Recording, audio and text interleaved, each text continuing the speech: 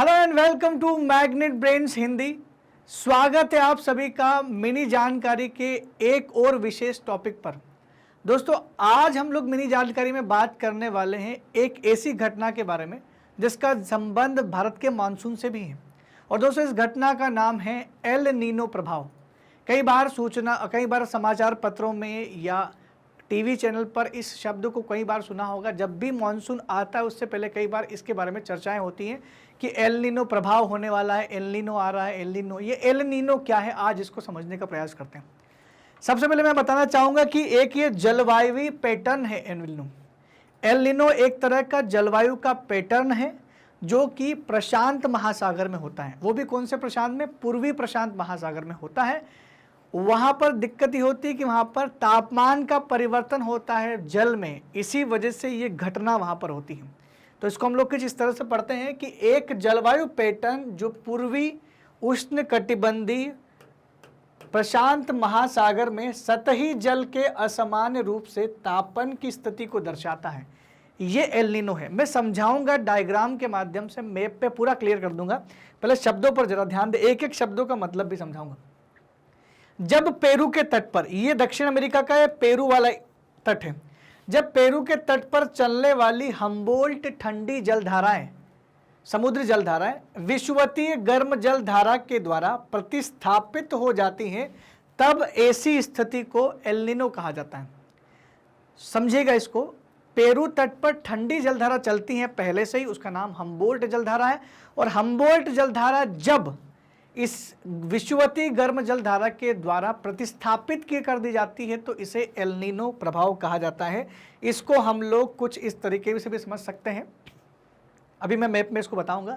Spanish लोगों ने वहां विजिट किया तो उन्होंने इसका नाम दिया, उसका नाम रखा एल नीनो, जिसका नाम है छोटा लड़का या बेबी क्राइस्ट के नाम से भी जानते हैं।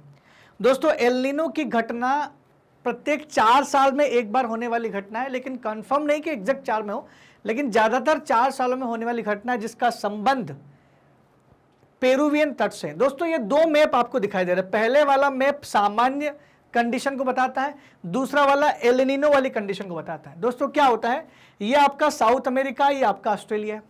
होता क्या है कि ये जो धारा आपको दिख रही है, ये वाली, इसका नाम है हम्बोल्ट जलधारा। ये ठंडी होती है और उसके अलावा यहां से जो जलधारा चल रही है आगे की तरफ ट्रेड विंड की वजह से, ये जलधारा मुड़ के ऑस्ट्रेलिया से जाती, टकराती है। ये होती है विषुवतीय गर्म जलधारा। विषुवतीय गर्म जलधारा। अब होता ये है कि 4 साल में एक बार ऐसी कंडीशन बन जाती है कि ये जो विषुवतीय जलधारा, गर्म जलधारा आगे की ओर चल रही है, ये विषुवतीय गर्म जलधारा जो है इसी के पैटर्न में चेंजेस आता है। वो क्या चेंजेस आता है मैं आपको बता देता हूं। पहले इसको जरा समझ ले, इस कंडीशन को। इस वाली कंडीशन में क्या हो रहा है, यहां पर हम्बोल्ट ठंडी जलधारा है और यहां पर कौन सी? गर्म जलधारा, ऑस्ट्रेलिया वाली गर्म जलधारा। इसका मतलब टेम्परेचर तो हाई होगा, टेम्परेचर क्या होगा? ज्यादा होगा। और प्रेशर क्या होगा? कम होगा, लो प्रेशर। यहां पर टेम्परेचर लो है तो प्रेशर क्या हो जाएगा? हाई प्रेशर होगा, क्योंकि जब टेम्परेचर कम होता है तो प्रेशर बढ़ता है, और जब टेम्परेचर बढ़ता है तो प्रेशर कम होता है। ये ध्यान रखना, temperature is inversely proportional to pressure, ये कॉन्सेप्ट ध्यान रखना।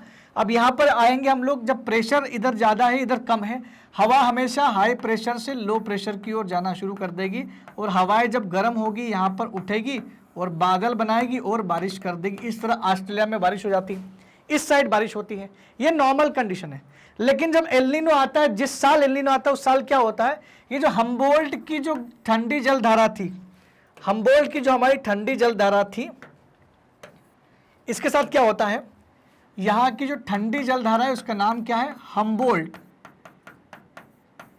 ये 4 साल में एक बार क्या होता है, विषुवत वाली जो जलधारा इधर चलती है ये मुड़ के इधर आ जाती है और हम्बोल्ट वाली जलधारा की जगह आ जाती है।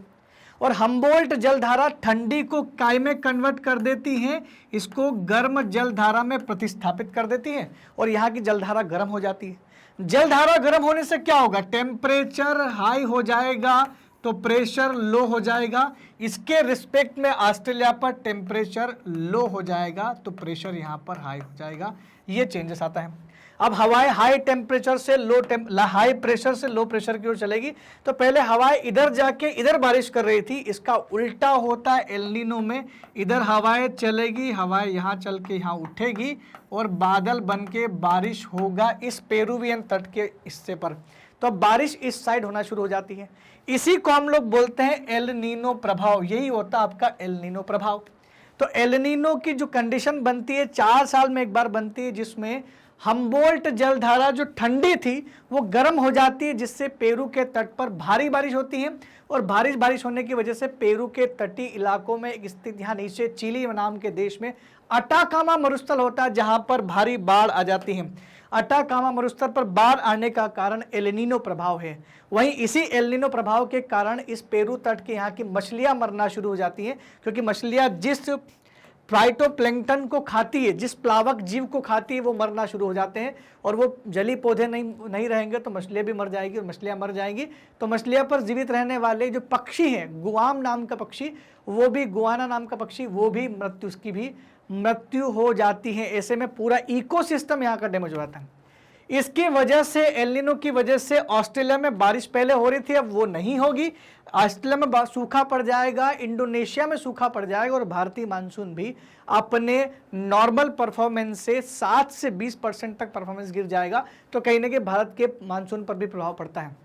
वहीं अमेरिका में आने वाले चक्रवातों की इंटेंसिटी बढ़ जाती है, तीव्रता बढ़ जाती है।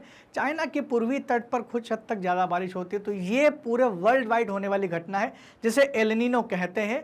इसे बेबी क्राइस्ट के नाम से भी जानते हैं। दिसंबर महीने में होता है। एक बात और जान लो दोस्तों, जिस साल भी एल नीनो आएगा उसके अगले साल इसका उल्टा लानिनो आता है। तो बड़े कमाल का कॉन्सेप्ट, इसको इत्मीनान से पढ़िएगा और बने रहिए मैग्नेट ब्रेन्स के साथ। तब तक के लिए दोस्तों धन्यवाद।